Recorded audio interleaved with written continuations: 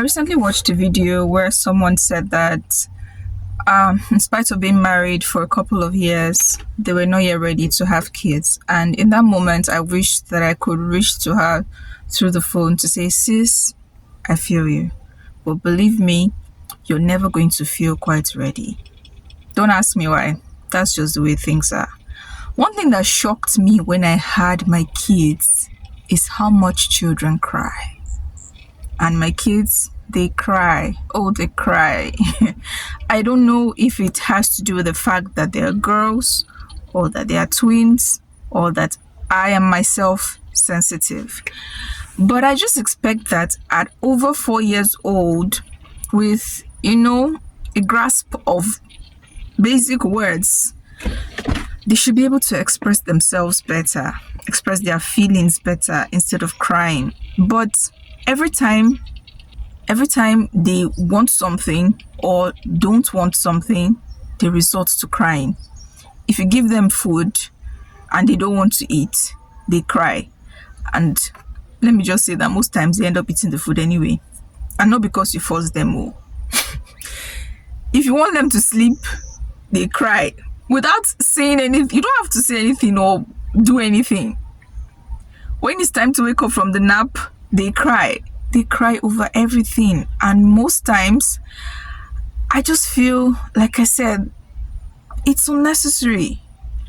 Until I watched a video about 2 weeks ago where the sound said, I was born in a generation that said, if you don't stop crying, I'll give you something to cry about. And you were born in a generation that said, if you stop crying, I'll give you candy.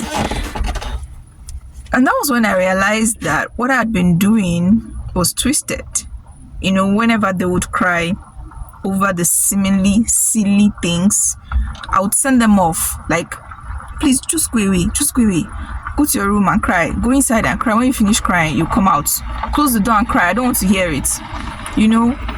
But when I watched that video, it spoke volumes to me. And it was in that moment I realized that the way that they are crying made me feel was as a result of my own dysfunctional conditioning.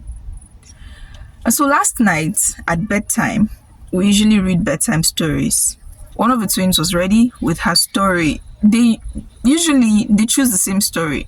At rare times, they decide to fight and choose separate stories.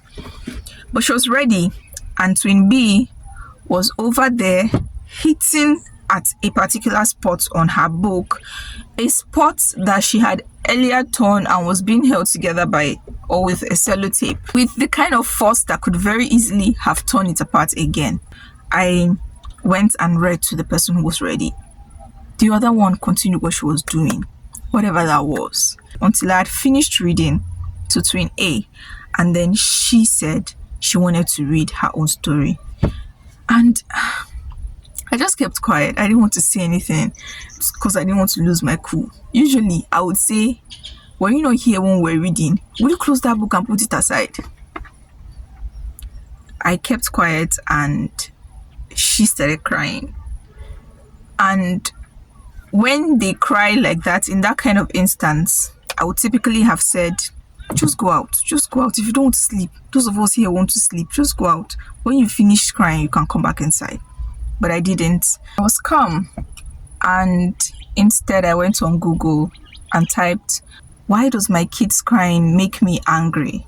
What I saw was that it was as a result of the fact that I didn't get my own feelings validated as a child. And I should have known better than to push them away whenever they cry, because one sign of a dysfunctional family is that, only the most powerful member of the family is allowed to express emotions, especially those of anger, not the children. I should have known. But now I do. The internet is a lot of things, crazy, but there are definitely the good sides. One thing about being a parent is that it doesn't come with a manual. I've said it before that there should be preparental counseling the same way we have premarital counseling. Because this thing, it's not just about birthing a child. There is so much, especially for our generation that is trying to heal generational trauma. It is not a walk in the park. But I think that if we are teachable, there are resources to help us. I hope that parents are not just stoic in their beliefs and, obstinate and refuse to learn. I hope that we are able to take correction and not just say that we know what's best for our kids because we birthed them, because we grew them in our bodies, or because we feed them or whatever. I hope that we actually learn and do the work so that we don't end up pushing them away in the name of love. I'm making this video to hold myself accountable as much as I'm making it for someone who needs to learn something from this. Here's to purposeful parenting.